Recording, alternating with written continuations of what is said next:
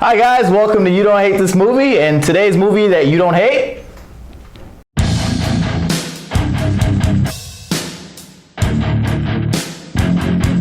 So right now Ben Affleck is rocking the theaters as Batman.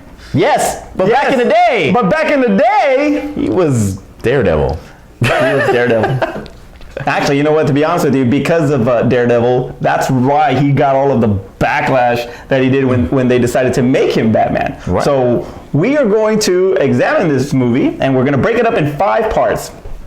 For those of you that have never seen You Don't Hate, we are going to give a point, 2 or 4 hate or like. Right. And after that, we'll tally up the scores and see who wins and whether or not you really hate this movie or you don't really hate this movie. Which, after seeing this movie again with the director's version, because I've seen the theatrical version many times, everybody kept saying the director's version was so much better. Went ahead, you both sat down and watched the director's version, and we'll be able to discuss how much you guys actually don't hate this movie. Even seeing the theatrical version, I don't think you guys really hated the movie, but even the director's cut made it a little bit better. So I think we'll be able to kind of show you those points and help get you on the side of stop hating this movie. So with that being said, start it now. First topic. When they actually brought out Daredevil, it was one of the biggest things that they really didn't like about it was Michael Clark Duncan playing Kingpin. So we're talking about the cast now. I'm going to talk about the cast. We're talking about acting. Okay. We're going to talk about acting / characters. My apologies. So one of the things that they didn't like was Michael Clark Duncan as Kingpin. I thought he actually was Kingpin. I mean, I thought he was awesome. To be honest, he was the strongest one of the strongest people in the whole film. When you actually look at one, he was probably the biggest name you could look at Ben Affleck with the Good Will Hunting and stuff like that, but he was one of the bigger names that they had in the cast. Colin Farrell was still small. Jennifer Garner, she was still small. She was still coming off of Alias. Yeah, all these people, this were like one of their biggest roles going into it, so they needed somebody with a big presence. And when I was looking at some of the cool facts about the film, they said that they were actually looking at like wrestlers. But they all tested poorly. Yeah, but they all tested poorly. So I was like, I mean, are we really gonna sit on the fact that he wasn't a big white guy, that it was a black guy playing a white comic book character's part?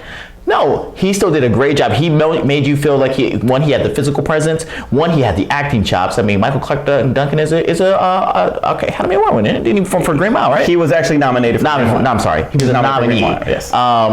And it's like, so what you want to say is that you don't want somebody with great acting chops to be one of your pivotal characters just because you changed their race? No, come on. Exactly. He did a great job being Kingpin. He made you feel like he was Kingpin. He didn't go kooky or weird with it, and he didn't pull a Eisenberg. And he gave you the Kingpin. He was just tan Kingpin. Tanpin. Tanpin. I don't know. Hashtag Tanpin.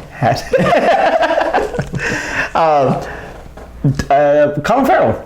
Colin Farrell's Bullseye. Now, Colin Farrell actually, you know what? He's not that bad. There are some parts where he's kind of but he kind of brings this like real psychotic, just like annoyance. Like, those people where every now and again you get run into those people that just annoy the hell out of you, and you just want to just throw them down the stairs. Well, when Bullseye feels that way, he actually does it. So, with the peanuts, throws like those peanuts and the lady that won't shut up in the plane. So, I love Colin Farrell.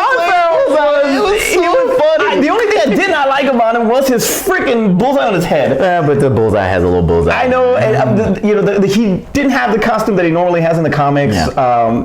But the way he acted in that role, he was awesome. I liked Colin Farrell.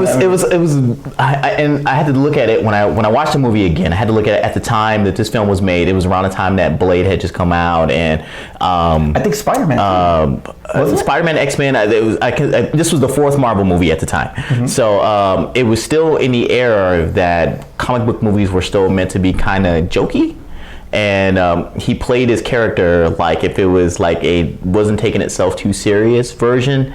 of a comic book movie, because now comic book movies are grim and they're serious and they're they're only in the DC universe. Only even so, hey, Marvel's moving there with Civil War, and when Winter Soldier, they were serious. They were like, we were trying to say a point and stuff. In this movie, they were really just trying to have fun.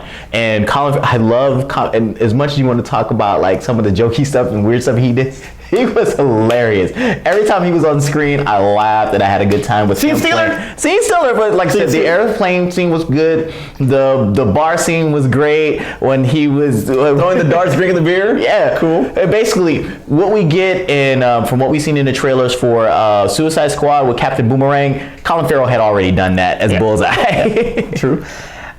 He was great. I don't want to say weak. Week was, who are we moving on to now? We're gonna go to Jennifer Garner. Now the one thing about Jennifer Garner is, one, she barely was starting out. Right. She was barely starting out. Super hot in this movie, by the way. She was amazing looking in this movie. She was in great shape. I thought that there were some scenes that did not need to be done actually with her. Like that schoolyard scene. The schoolyard scene was definitely one. And our good buddy Dan Gorman from The Altered Realm actually brought that up. And what he said was, if you watch that movie without that scene in it, it makes a huge difference. Yeah, because it got really kind of over the top of what they were doing with it. And I understand we had to show their relationship and kind of get them to meet and have some interaction, but they could have done it a different way, and they didn't need to do that schoolyard scene. So I skipped it.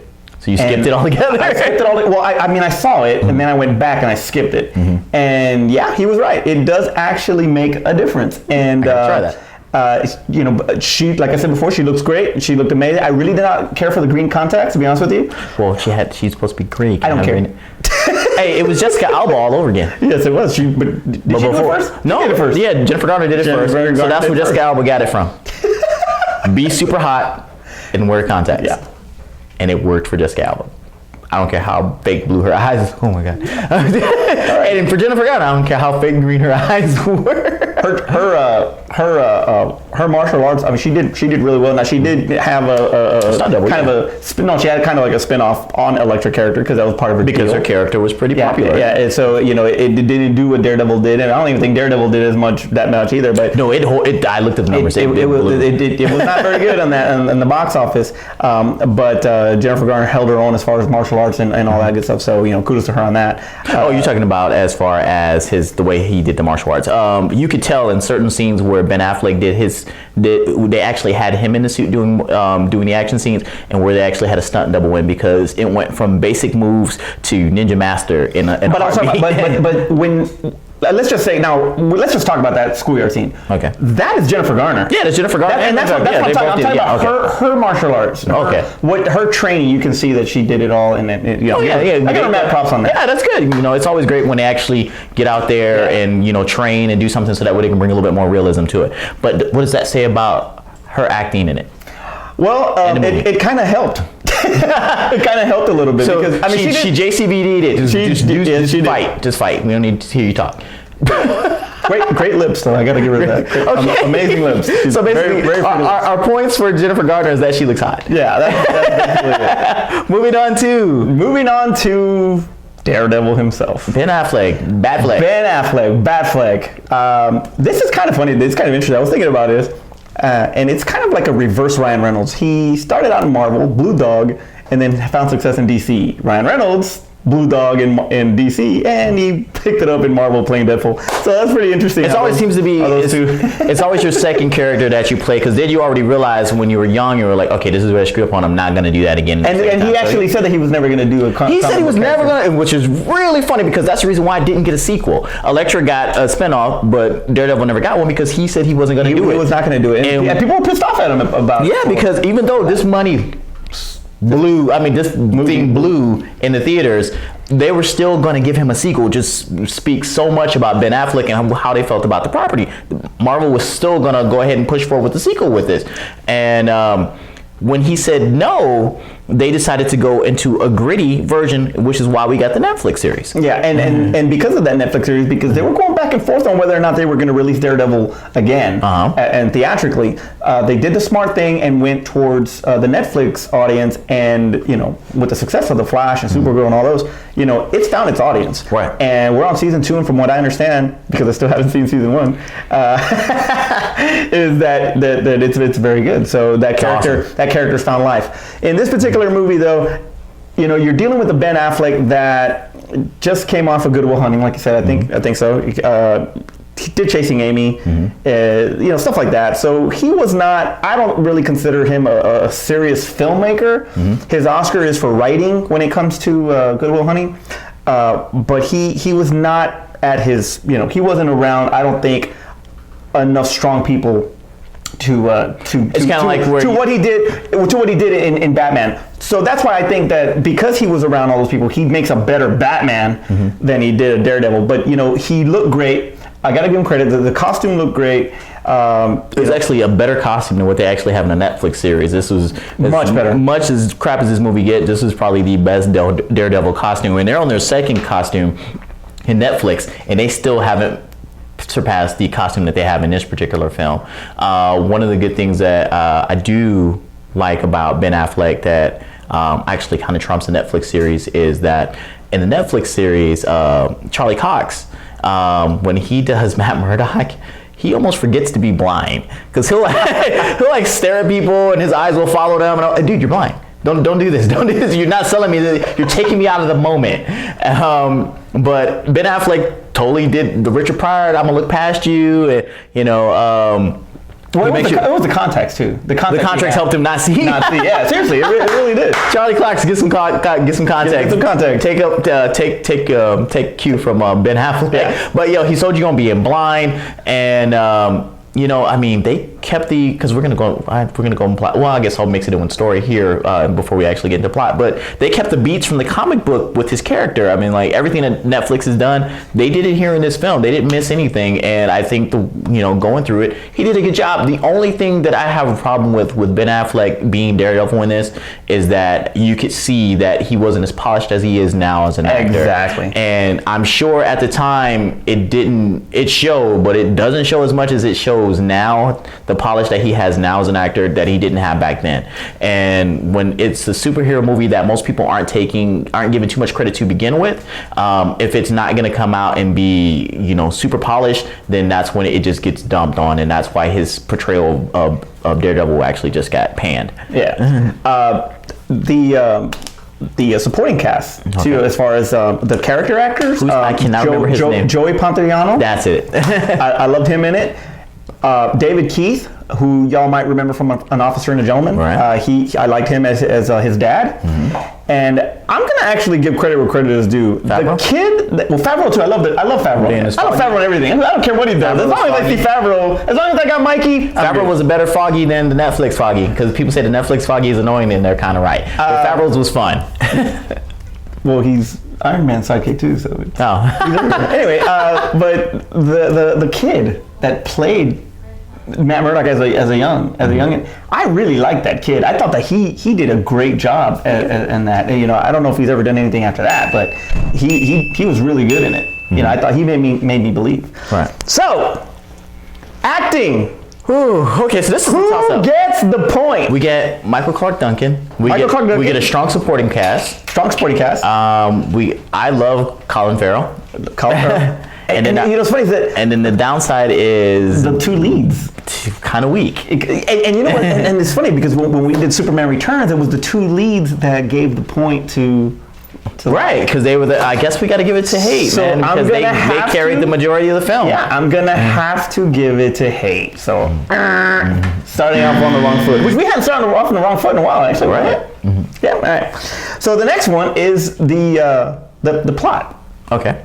So the plot of the movie is it's basically an origin story, and how Daredevil comes to fight, be pretty much judge, jury, and executioner for the criminals that are on trial that get off and all that, and then Kingpin running Hell's Kitchen, and so from a plot standpoint, in origin, I thought it was actually pretty good. They actually kept it moving really. A lot of times when they do origin stories, you take up 3/4 of the film, just telling you like how he became a superhero. This one, they did it in like 15 minutes. I mean, it was a 2-hour film, and they did it in like the first quarter of the film, and says less than the first quarter of the film how he became Daredevil, and they were like, boom, he was a kid, lost his sight. And there's a Ninja Turtle reference in there with the whole him losing the sights. You guys know what I'm talking about. And his dad gets killed by some gangsters, and then boom, he's Daredevil. Obviously Netflix has more time to breathe with it and kind of grow, and they break it down. They covered all the beats. They covered in Netflix outside of his training, and they did a little like, oh, I'm gonna just flip on the top of the rooftop. But basically, it was enough to say, okay, they covered the training. I mean, they covered the origin of Daredevil. So yeah, I think they did a good job with it. Now, one of the reasons why I thought that the whole thing went so smoothly, again, was because of the child actor. I thought the kid really had me sold, and he made it enjoyable to see him get used to these powers, to go and try and see it through his eyes as far as from sound. Because you could see with the sound and all that stuff. Which they did a great job well, we'll get that on effects. Right. So, and I know, and I was going to say it too, but he made that transition a lot easier. And once you start getting into into where Ben Affleck takes over, it kind of slows down a little bit. And then you get the schoolyard scene. So, and then after that, when you got, it kind of reminded me of Blade a little bit when he went into the bar, into that club or whatever. It kind of reminded me of Blade, got a little Blade-ish in there. And that was a good scene. I was going to say Blind Batman. Blind Batman. Or Sonar. Sonar Batman from Dark Knight. Which makes more sense. Exactly. So it went all smooth. And the fight between Affleck and Kingpin. Yeah. No, I mean, I guess it was all that frustration pent up from Armageddon. Bruce Willis die, you punk! But does this come out before or after Armageddon? After. It came out after Armageddon. Okay, so then I forgot to mention that he did this little movie called Armageddon before he did. But no, they moved the film along at a good pace. Like I said, it was a 2-hour film. It was like 2:15 or something like that. It was a 2-hour, and you never really felt the slowness of it. You got to see court scenes. You got to see him going out, and when somebody got off, wrongdoer got off, he got to go after them, and you got to see they found time to fill everybody's information in for characters. Bullseye's motivation, Kingpin's motivation, Elektra's motivation, Murdoch's. Yeah, so everybody got some screen time, and everything kept moving along. The plot was him cleaning up Hell's Kitchen, which basically did. I sometimes don't like it when they have multiple villains, but Kingpin is not one of those villains where he's going to be out there and you got to go stop him because he's a crime boss. So he needed an extra villain with Deadshot. So I think the plot moved well. I think the movie with Deadshot. Sorry, Bullseye. Sorry, we were just talking about Deadshot not too long ago. It's still on my brain, obviously. And Will Smith makes a surprise appearance. Yeah, in the special edition, they put Will Smith in Colin Farrell's position. Yeah. And yeah. So anyway, and the black guy took the white guy. Again, so this is going to become a whole black movie once it. Anyway, plot. So plot. Who gets the point? I'm gonna give it to. I'm gonna give it to like. All right. I'm gonna give it to like. So ding ding like. All right. Visual effect. All right. I was waiting for this one because visual effect. I keep trying to go into it. The whole first two topics. When you really look at this movie, it's actually kind of reminiscent of Spider-Man. Right. As far as him jumping around all over the place and little Matrix Reloaded for you since you like that cartoony stuff. Didn't we just have this whole conversation about Matrix? Anyway, so yeah, red suit, jumps around off buildings and stuff like that. Yes, it does give you some thoughts of Spider-Man, but also gives you some thoughts of Batman. So, there's a lot of things that tie to other comic books, and Daredevil was not a big one, so it may have taken influences from other ones that were out there. But as far as the effects, we want to talk about like the jumping off. It looks like they tried to do some practical stuff and not do too much CGI. There's some stuff where, obviously he couldn't do, and you have to think about the CGI effects for the 90s and what they were limited to doing. It didn't look that bad. The only ones where some of it got a little rubbery when they did close-ups on them doing like weird flips and jumps. But for the most part, it seems like they either had a stunt double in there to do like fight scenes.